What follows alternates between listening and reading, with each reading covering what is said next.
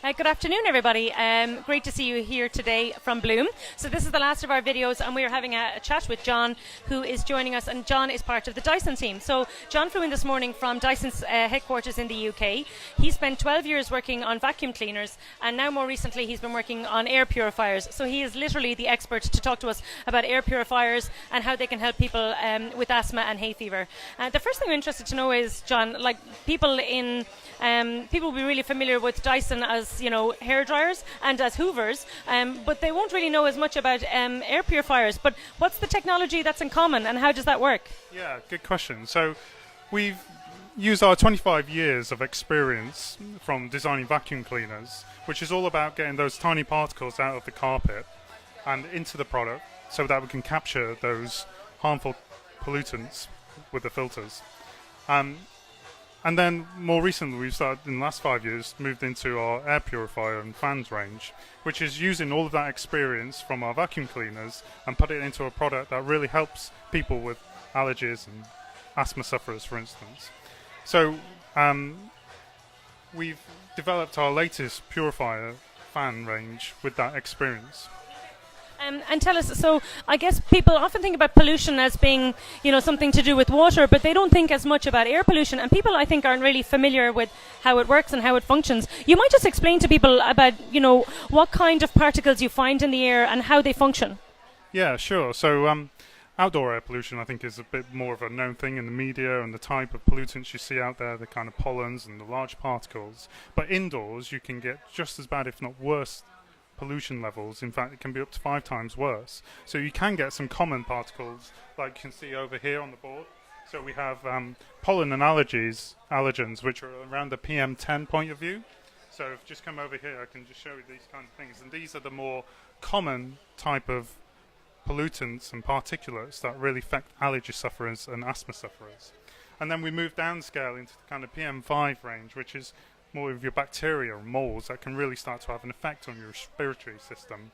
Then down to PM 2.5, which is more commonly known with like industrial emissions, and all the way through to viruses at 0.1, and they're kind of particulates, which is important and quite common with allergy and asthma sufferers, but not exclusive to. So we've also got a secondary stage, which is for VOCs, volatile organic compounds. So if you just walk over there, we can talk a little bit more about the gases that are also present indoors that we also tackle. So you can just Can I just ask, John, actually, you've mentioned PM a few times there. What does PM mean? Yeah, good question. So that's particulate matter, and the number represents the relative size of those particulates. The analogies are like from tennis balls all the way down to the ultrafines that can be up to 100 times smaller than a human hair. Perfect. Sorry, so you said there's something over here that people should... This is about gases, that's about particulates, and this is gases. So some of the gases that you get inside your home can also be really affect your respiratory system, such as onset for asthma sufferers. So formaldehydes that you might find in new furniture, for instance, that's a known carcinogen. Benzene, that comes from when you use scented candles, burning scented candles, for instance, which everyone seems to do. Again, a known carcinogen, which can really affect your respiratory. Then you've got acids and odours and the household fumes from burning wood or cooking with gas. All of these can also have effects on your respiratory system. So for people who have asthma or people who have hay fever, and I know you have some family experience of asthma yourself, what difference can an air purifier make? Yeah, well, quite a profound effect, actually. So my wife actually suffers from asthma, and I'm a hay fever sufferer as well. Before we had them in our homes, I would suffer from hay fever with them outdoors or indoors, sometimes even worse. And you may not know what it is that triggers those effects, so it's hard to target solutions. My wife also had a few episodes with her asthma recently, until we got the purifiers in our home.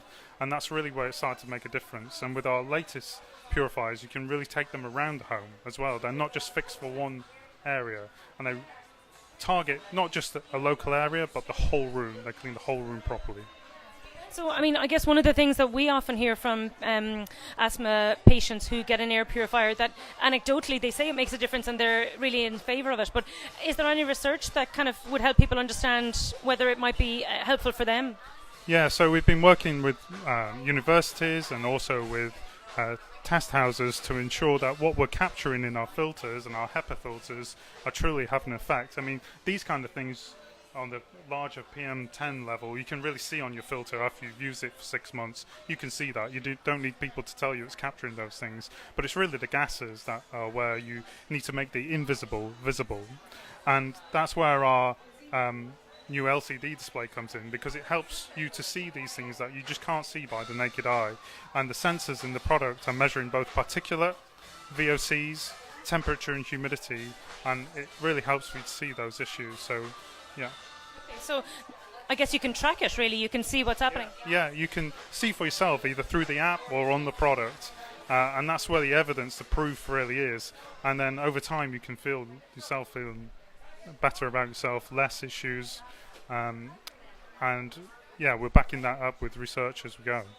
So it must be really nice to have been working to design, well, Hoovers, and now to be kind of seeing a new iteration of that technology, and for it to be something that makes a difference in your own home. Yeah, it's great when you have family members as well benefiting from that directly and listening to customer feedback who have noticed these benefits. And the other piece I want to talk about a little bit more is also around the testing of these. So to ensure our purifying fans really clean the whole room properly, we devised our own test method, because we were left wanting when we were looking at the current methods that are used to measure purifier's effectiveness. We found they were in small the industry kind of method, is it? So a test like the CADR, you may not have heard of, is clean air delivery rate. That's done in a relatively small test chamber. It uses mixing fans to mix the airflow and aid the machine, and there's only one sensor in the middle of the room, where we felt that doesn't really represent the real world. You and I, we may live in a living room with furniture around in a larger space. So and air coming and going. That's right, yeah. Coming in, you might have windows open, etc. There's a constant pollutant challenge there as well. So we designed our own test method. We went above and beyond that to satisfy ourselves our products would clean a whole room properly. So we made a 27 meter squared lab to begin with, much bigger, 3 times bigger than the current CADR chambers, and we removed all the mixing fans, so there's no aid, it's just the machine's ability to project that air. And then finally we put sensors in each corner of the room, so there are now 9 sensors, 8 in all the corners and 1 in the middle of the room. And what we do is we produce a pollutant into that test, let the machine respond to that using its sensors, and then at the end of the test we measure the sensors to see if they're all reading similar levels, and that's how we know that the whole room's been cleaned properly. And if you're an allergy sufferer, you don't want to be sat next to a purifier to get the benefits of it. You want to be able to live your life normally. That's great. Thanks, John. Thanks for flying in. That was great. But also, I think thanks for the information here in the Dyson stand, all about indoor air quality and about how that works. It's kind of really brilliant to know a little bit more, especially for asthma patients who may not be aware of the impact that this would have on their lives and on their, I suppose, their symptoms. We're delighted to be here with Dyson as part of Bloom. So that's where we're coming from here.